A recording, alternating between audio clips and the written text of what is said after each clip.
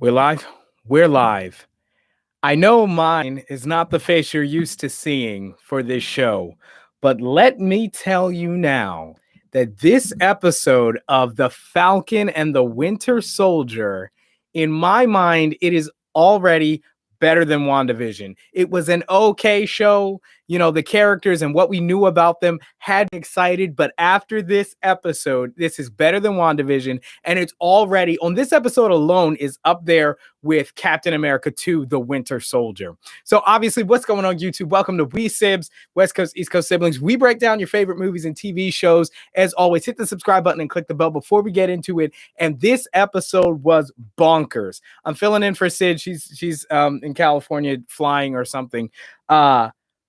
Okay, so there's so much to go over in this episode, from the super soldier serum to Bucky to Falcon and his conversations with Baron Zemo to literally government agent Captain America becoming, or really becoming, his full-fledged villainous persona that we are used to seeing in the comics. So we had Hoskins pass away in this episode, so we're going to talk about it all. Again, hit the subscribe button and click the bell.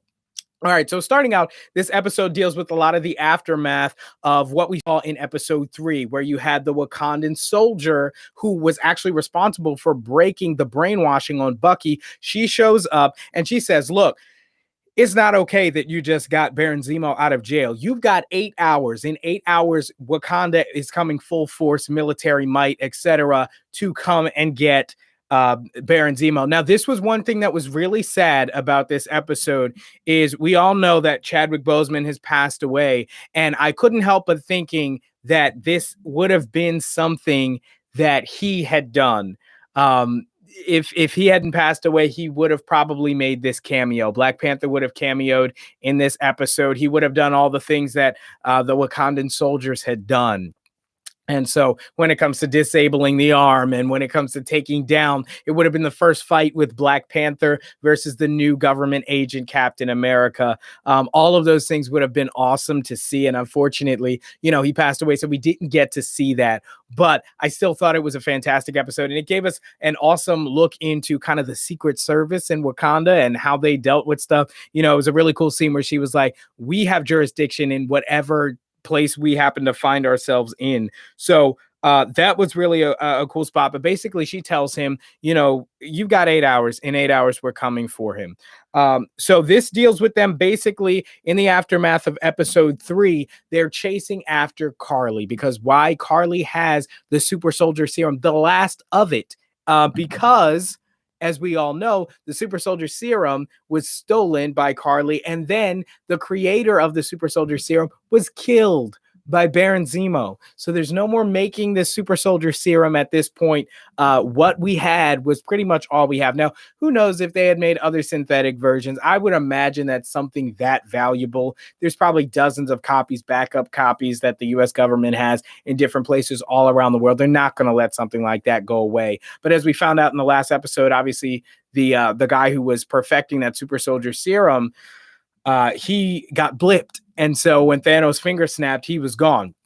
So he comes back and he reperfects that serum, and then it was stolen by Carly. And then we find out in this episode, as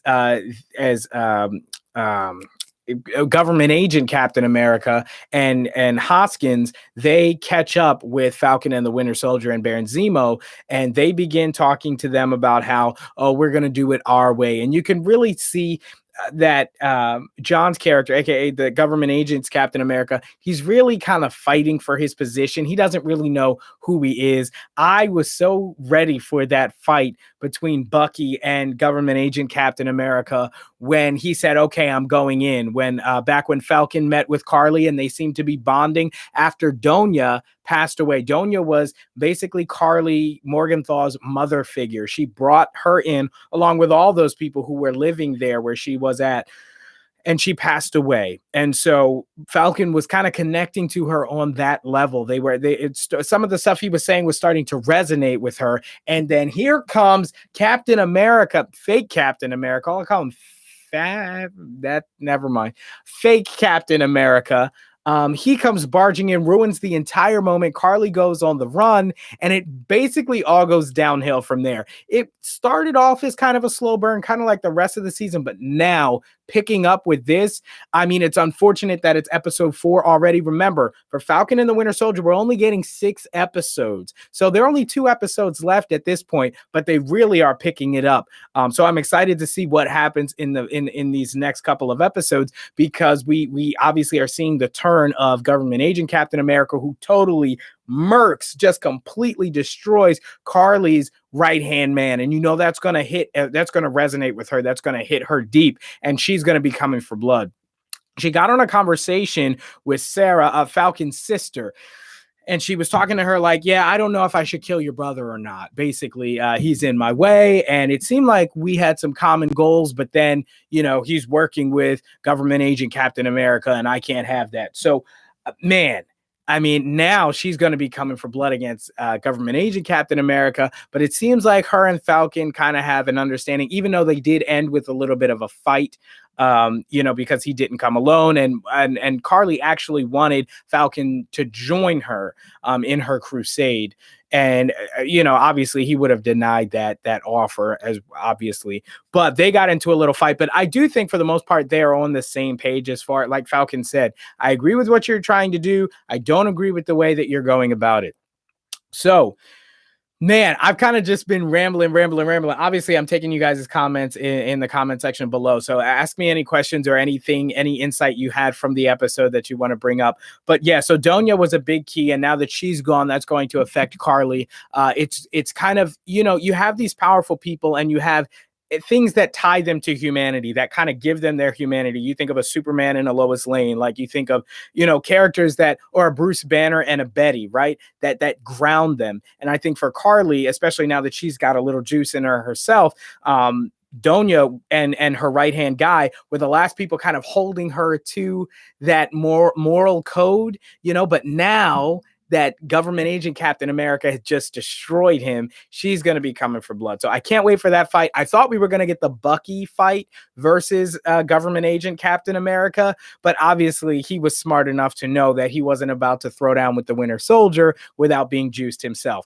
Now, that was also a big thing that happened in this episode, is he finally took the serum. So Baron Zemo, after catching Karli Morgenthau, he destroys and steps on the super soldier serum. And that was such a heartbreaking moment. But we know the government keeps a little bit around. We know Wolverine's coming. We know there's more stuff about the Abomination showing up in the MCU. So we know there are other copies, although not as pure, of the super soldier serum. And that's why we get results like the Abomination. It's all based on the same serum. Weapon X, Wolverine, Deadpool, all of those characters. It was all part of kind of that same system, that same experiment. So now all of it has been destroyed, but one vial, that that government agent Captain America decides to keep for himself. And before he takes it, he has a conversation. He was sitting with Hoskins having lunch or whatever. And he says, if you had an opportunity to take it, would you?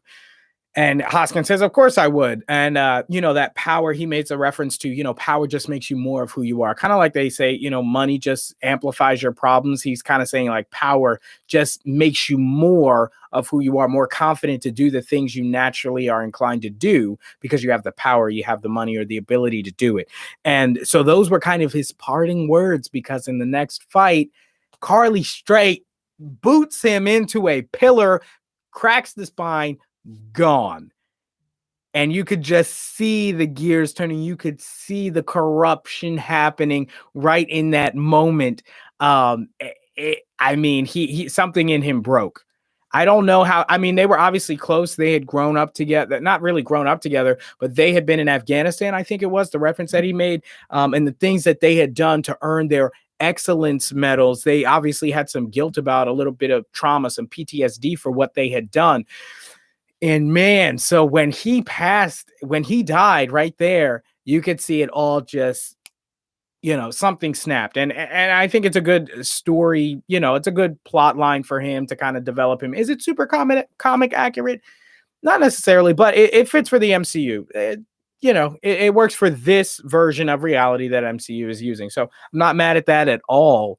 And now, he was chasing down Carly. You saw Carly is a smart girl, man. I tell you, that woman got the heck out of Dodge because I mean, you could just see him sitting there like spazzing out when sorry, that was a weird face.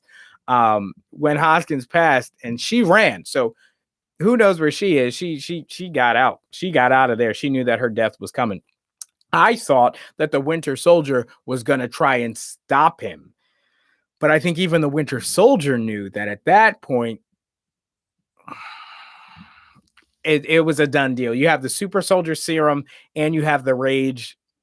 You're not going to stop him. And what was interesting is the moment that Bucky realized that government agent Captain America had taken the serum.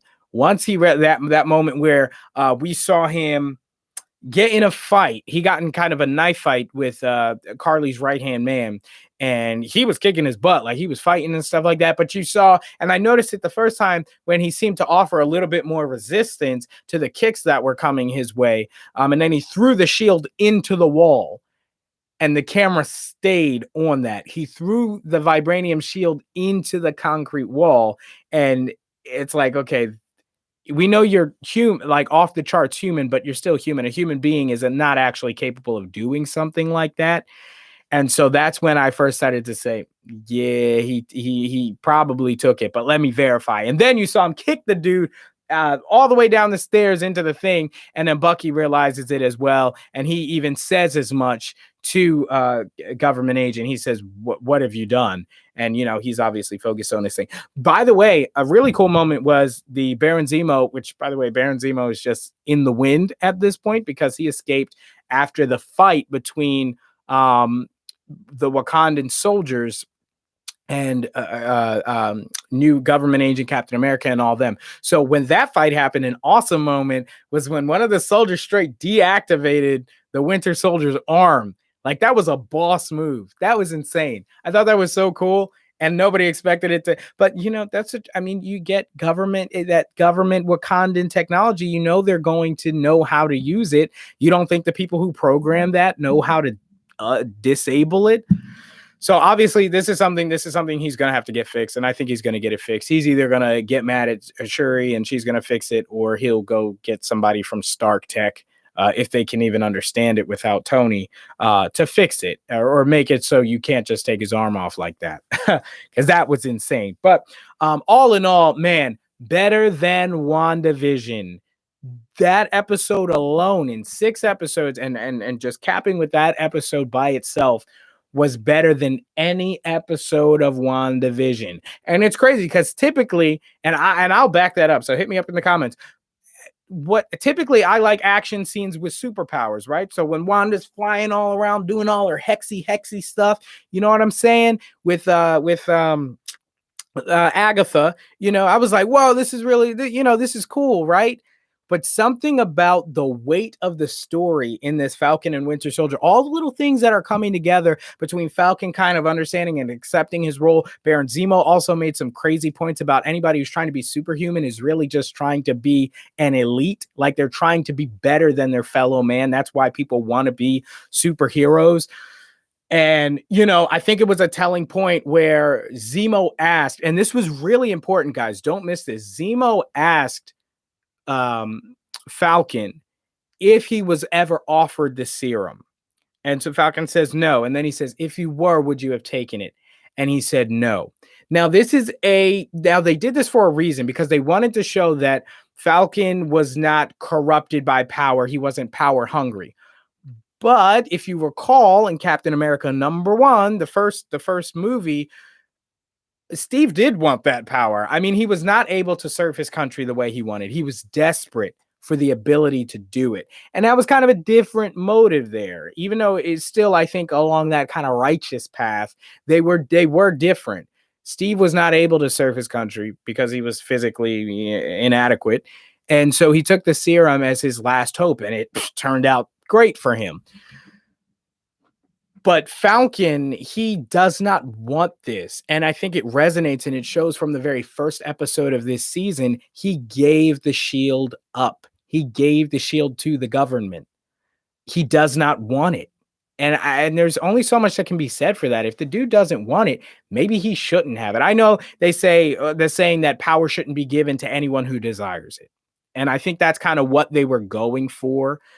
But at the same time, he said pretty clearly several times that he does not want this.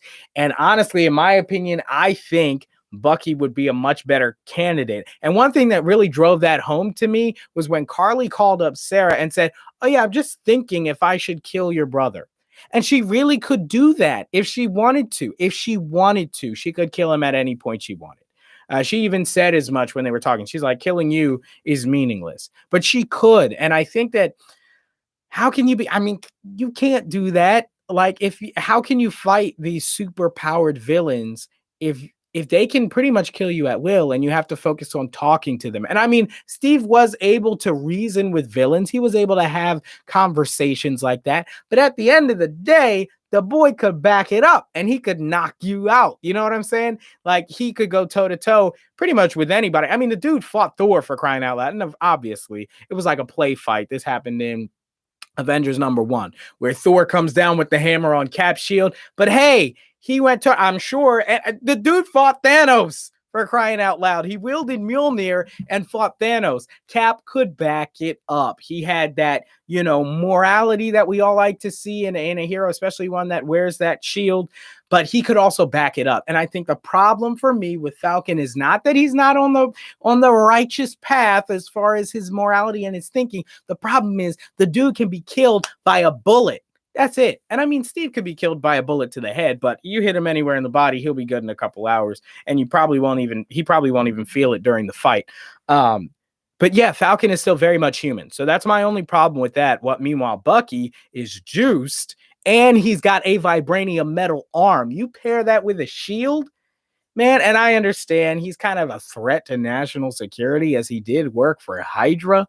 And I know that Wakanda had rehabilitated him and he can now, not be triggered by all the homecoming, rusted, longing, all that stuff that was said. I know that he can't be triggered by that anymore, but I still think nationally he's still a threat to national security, because if maybe they had a secret code that they had never said in case the other one didn't work, could that work? You just never know. So I get the threat there, but man, that scene left me on the edge of my seat. I finally caught my breath 17 and a half minutes in. Now I'm finally coming down. That scene at the end was so iconic and so visually significant to see Captain America that we had seen in cinemas for 10 years now. How long since we had known or seen Captain America? A long time. Okay. A while we had seen him kind of just in that American righteous type,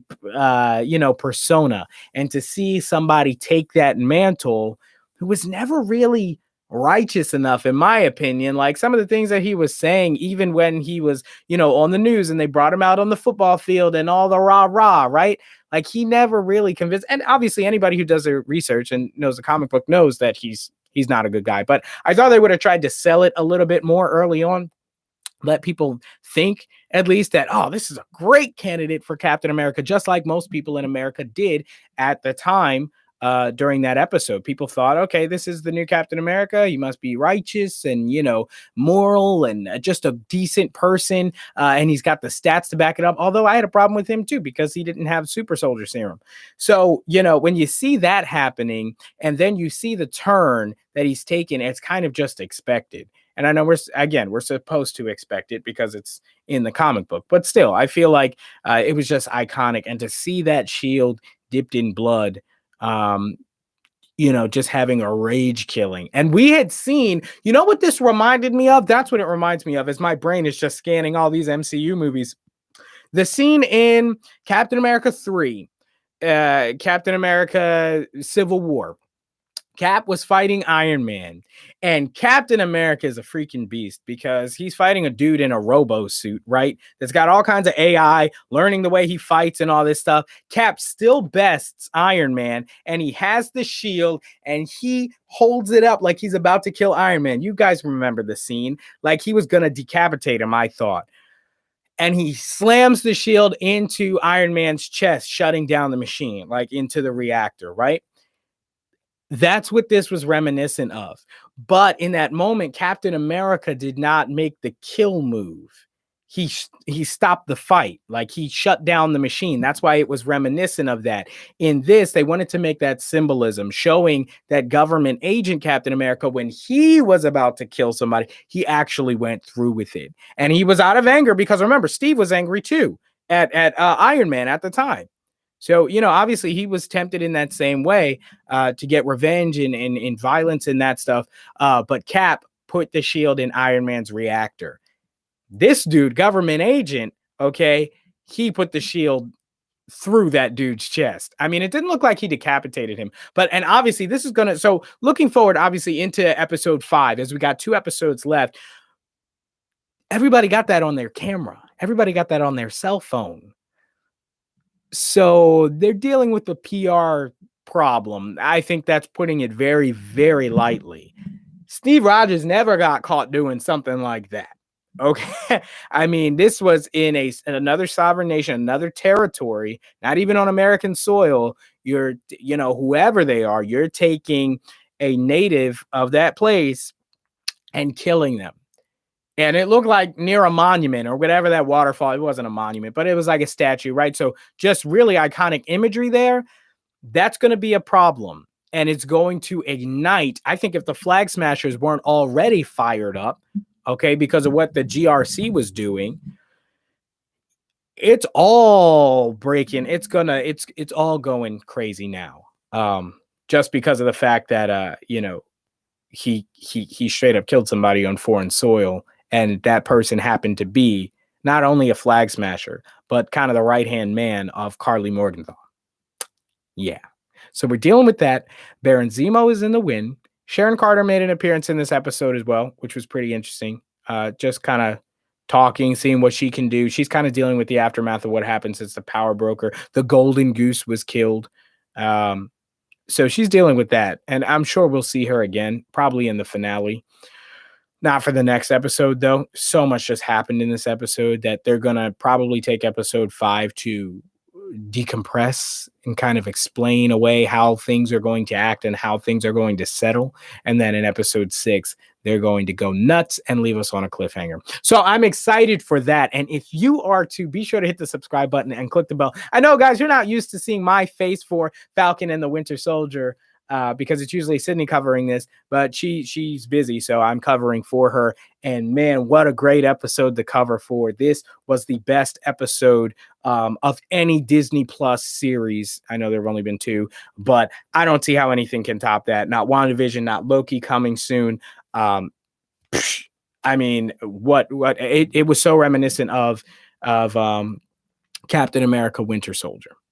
So reminiscent, and just the way that it made you feel, the weight of the story, the gravity, man, left me at the edge of my seat. So if you're excited for the next episode, be sure to hit the subscribe button and click the bell so that you don't miss when that drops. And of course, we're covering a ton of shows. We've got so many shows. The Nevers is coming from HBO. I'm covering Supergirl. We got The Flash covered. Just wrapped up The Walking Dead. Just wrapped up Snowpiercer. Always taking comments down below, so be sure to leave me one. And we'll check out any shows you guys feel like watching. We already like the same show since you're watching now. So be sure to do all that fun YouTube stuff. And guys, I will see you in the next one. I'm probably going to team up with Sydney and Jay from the Lotta Quente Ledger. Oh, guys, be sure to follow. What a great channel, guys. A bunch of creators. My best friends are over there. I also have a show over there called Granite Geek Show, but we got your baseball. It's basically a TV network on YouTube. So you always want to check out something like that, right? Pioneering that, okay? Nobody's doing the stuff that we're doing over on that channel. So go check it out. Very happy. You'll be very pleased with what we're doing over there. So thank you guys so much for watching. Like, again, I'll probably team up with Jay and Sydney for the finale, and Zach May too. Zach May as well. We'll team up for that kind of stuff. But yeah, we're getting too long on the video. Thank you guys so much for watching as always. And I will see you in the next one. Peace.